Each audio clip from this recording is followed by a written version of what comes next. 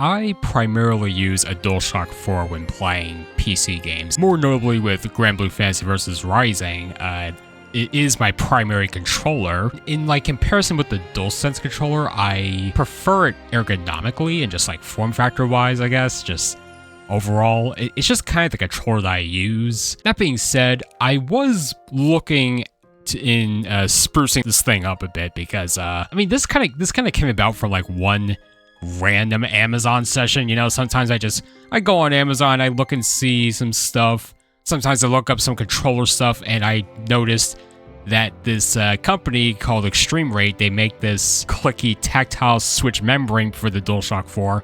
And I figure, oh wow, this sounds neat because hey, that means I can have like micro switches in the controller and things will be more responsive.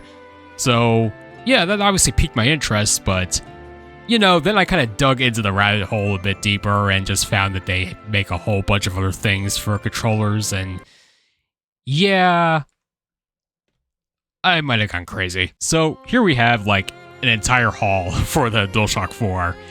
Basically, while yes, I do have I believe it's this box, yes. The whole tactile clicky switch set, it's in here. While I do have this, which is like the primary reason for me doing all this nonsense, I've got a bunch of other stuff that also changes the controller, like, cosmetically. Like, this... After this video, this controller is going to look completely different.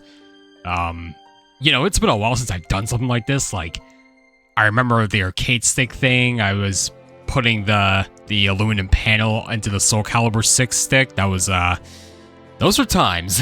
Those were times. That arcade stick's like right beside me, but no, today's about this DualShock 4 right here. Pretty much gonna be modifying it to the point, seemingly to the point of no return. I want to clarify, but you know, I can always go back to how this thing looked, but that's likely not happening. And you know, like worst case scenario, I do have another DualShock 4. I have the 500 million limited edition. It's like this kind of dark, transparent blue controller. It's a little dusty because it's been a while since I've used it, but yeah, this will be my pure DualShock 4 going forward, whereas this guy's about to change. Let us see here. I'm just gonna go ahead and unbox the parts I've got here, starting with so all this stuff was supposed to show up today, which these 4 boxes did, but these actually showed up yesterday. For whatever reason. Amazon can be pretty weird about this, but this is a set of buttons, and as you can see, they are red. So things are gonna get kind of crazy. I'm telling y'all, things are gonna get kind of crazy. I don't need to showcase every single button right here, but yeah, this is just kind of an example. This is R2. The interesting thing about this button set is that it is compatible with LED set, LED kit that this company also sells. I do not have an LED kit with me today. I honestly don't feel the need to install one of those at this moment, but it's a neat option for the future, I guess, whenever I'm feeling like doing LED nonsense. But yeah, I already looked at these buttons yesterday, so let's actually just go ahead and grab, let's grab this one. This one's in a metal tin for some reason. I believe these are yes. So I've got some custom thumbsticks. I'm opening these as, safe as possible. Why'd they package this like a thing of Altoids, man? Oh my gosh. Just gonna toss that aside. Wow, look at it. The metal tin literally has their branding on it, like, indented. Dang, okay. That's how serious we're getting, huh? Ooh, look at the presentation. Oh, wow. So I guess these are all going to come with this little gamer manual thing. It's funny how it looks like a Game Boy. But basically on the inside, it tells you to go on their website, like extremerate.com/guides, because they have like a bunch of YouTube guides on how to install all their stuff. And right here, we have these custom analog sticks. These are red. Oh yeah, okay, we have red buttons, we got red analog stick. Where do you think I'm going with this, right? Where do you think I'm going? Honestly, it was taking a while to, actually, let me demonstrate this thing. It was taking me a while to actually figure out a good configuration for all this, because I was looking at their selection, and I couldn't quite find exactly what I wanted, but I kind of just settled on whatever I decided to do here. Let's see. So I don't think this is magnetic, right? This just kind of goes on. Yeah, it feels kind of firm. Like, when I get down the controller, it'll probably feel fine. It doesn't feel... it's not magnetic. Like, it's literally... kind of a rubbery piece going onto a plastic piece. I guess we'll see how that holds up. It's interesting that they put it in a metal tin like this. That is interesting. Let's see what we have next here. How about this box? Oh. Okay. So what this is the, This is the textured back plate. We got more tools and a book in there. I'm gonna have a lot of spare, tools and parts. Okay, here we go. Yeah, so this has, like, a textured backing here in red.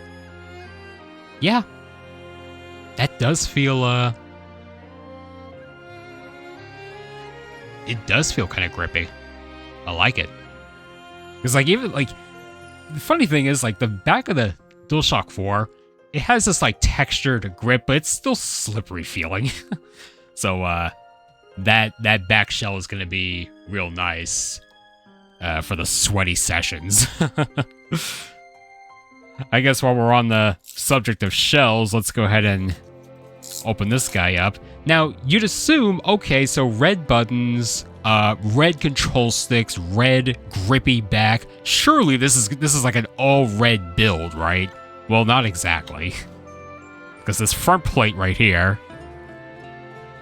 Oh my, they bubble wrap this good. Oh man. Gotta keep it safe, you know, during the transit.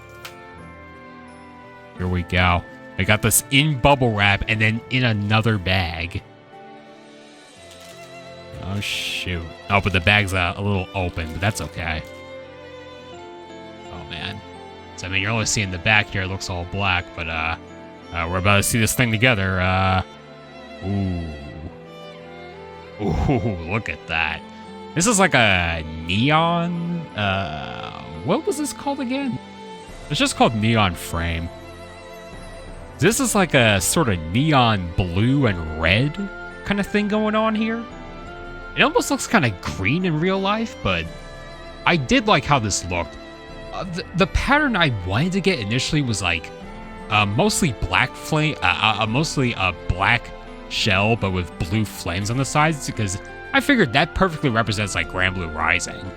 And then there was like another one that was like a kind of a bluish, like, or it was straight up a blue, like paint splash or something. I forget what it's called, but this was kind of the next best thing. The other two that I just mentioned, they were just unavailable. But yeah, I kind of like how this one looked, so I went with this one. And you see, the reason why I went with a bunch of red parts is because there's like some subtle red parts on the shell, so I figured I'd go ahead and get more red parts to go with, just to kind of contrast with all the blue neon lines around this. I didn't expect this to be kind of glossy either, but that's okay. Yeah, I wanted the blue grippy back initially, but that was also unavailable. They had a version that had the back buttons, but it cost like twice as much, and I was like, maybe I don't really need that. But this ain't too bad, actually. It's not too bad. So I'm looking forward to putting this thing together and just seeing the thing in full. And finally, we have pretty much the catalyst for all this, the all-clicky tactile set. So, let's see here. We're just gonna open this up, have a good look. Gotta be careful with it, because it's literally a membrane. Like, it's literally the thing that goes inside the controller that activates all the buttons, so it gotta be really careful with this. You know? It's also got a bunch of little parts that you have to insert into like the bottom of the buttons so that they actually press down on the tactile switches properly. Well, let's see here. So we got this plastic shell, more tools and screws, of course. Oh, and here it is in the bag. There's more, what's in here? We have, oh yeah, I think these are, let me see. I'm not 100% sure what these, like, clear pieces are. I'm sure I'll figure that out later. Okay, but these are definitely the little bits that you put under the buttons so they press the switches. The clear plastic things, I'm not too sure what those are. But alright, the membrane is in here. You can already see the, so... Oh, wow. You guys can actually... Those are clicky switches. Oh, man. Yeah. So this side, this looks to be where the D-pad and the L1 and L2 buttons are. So the D-pads can be micro switches. So the shoulder buttons, the shoulders and triggers are going to be micro switches as well. But, you know, because the triggers will be on top of micro switches, those also have to be modified, and the triggers will not, they will not travel like this. They're going to have, like, very minimal traveling because it's literally going to be a button, which is why, kind of important to just have a second controller in case I want to have a Dualshock 4 with, analog triggers right here, you say. Because this one is not going to have them anymore. Whole point of the tactile switches is for responsiveness. So, alright guys, now that everything is unboxed, I'm gonna go ahead and do a little montage of me putting this thing together. Probably put a voiceover over it.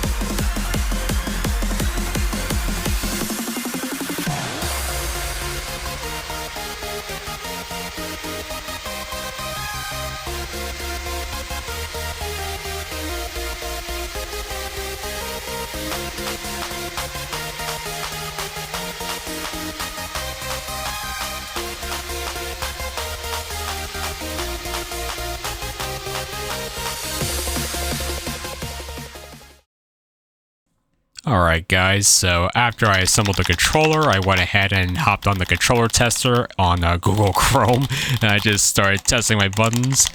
As you guys can kind of hear, my buttons are very clicky. I was having some issues. I kind of over-tightened the shell, and the touchpad button was like constantly being inputted, so that's just something to get be aware of when, like, if you guys decide to buy this sort of thing, is don't over-tighten the screws, because otherwise, yeah, the touchpad's gonna keep being pressed down. Also, I mixed up some of the buttons. The circle was where square should have been. Just some wacky nonsense like that. Anyway, I decided to just hop on Grand Blue Rising. I just went to like local versus against an AI, and I just started pressing buttons against Ladiva. I got her twice in random select. Pressing buttons as the newly released EX Narmaya as well. I have literally no idea what she does. I was literally just hitting buttons, just testing to make sure things work. As for my impressions, like, this is gonna take some getting used to. The controller does feel certainly more responsive. I mean, more so in the shoulder button and triggers, kind of, mainly the triggers, but like, it is overall a different feeling controller. Also right here, I just decided to mess around with Sagat. I usually play Street Fighter 6 on arcade stick, but yeah, I just decided to do some really basic combos. And yeah, they work. But yeah, overall, I'm pretty satisfied with how this controller has turned out. So yeah, I'd like to thank you all so much for watching, and be sure to like, comment, subscribe, and hey, maybe consider becoming a channel member so I can put your name on screen right here, and maybe click that video on the left as YouTube thinks you'll like the one next. I gotta keep messing with this thing because, as I said earlier, it's pretty different feeling, but it should be beneficial, all things considered.